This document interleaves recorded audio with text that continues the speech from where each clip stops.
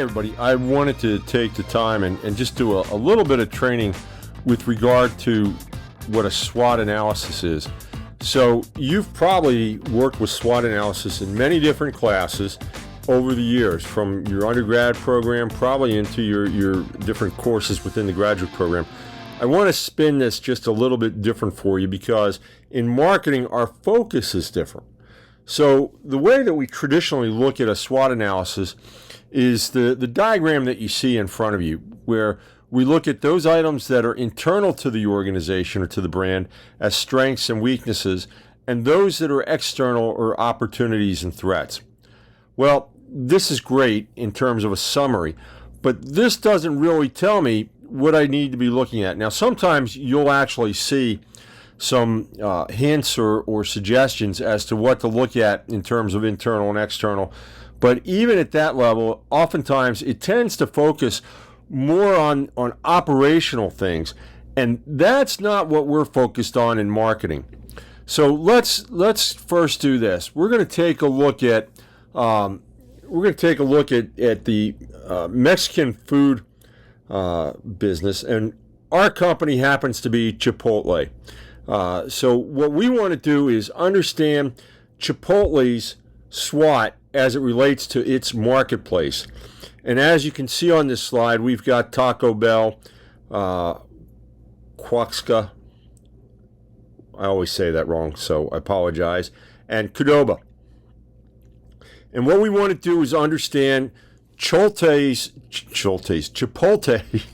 My son used to be a general manager for Chipotle. He would just knock me upside the head if he had heard me say that.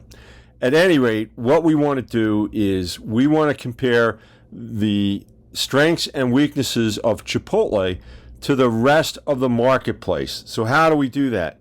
Well, we're going to set up a bit of a matrix where we take a look at our brand, Chipotle, and identify its strengths and weaknesses.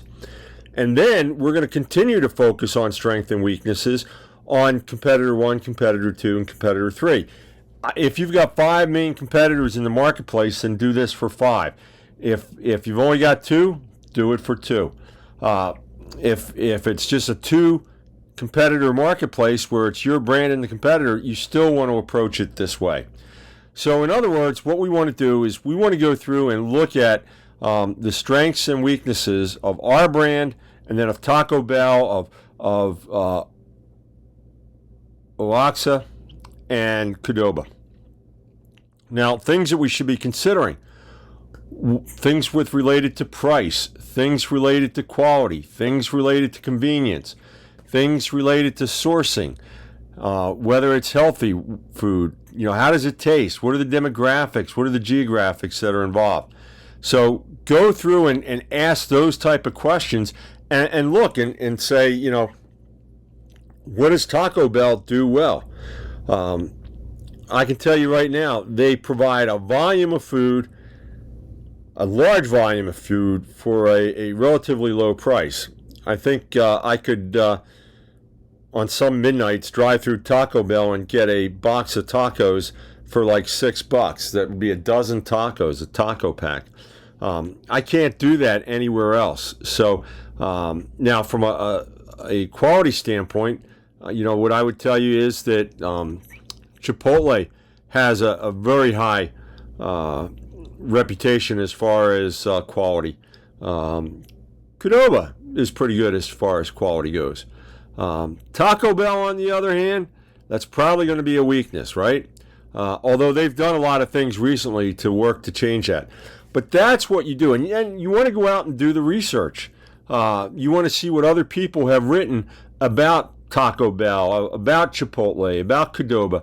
And if this is for an academic exercise, you want to go ahead and document where you're finding those resources so that if you ever have a boss like mine that says, Reneski, you better not have just made this up from the top of your head or you will no longer be a VP.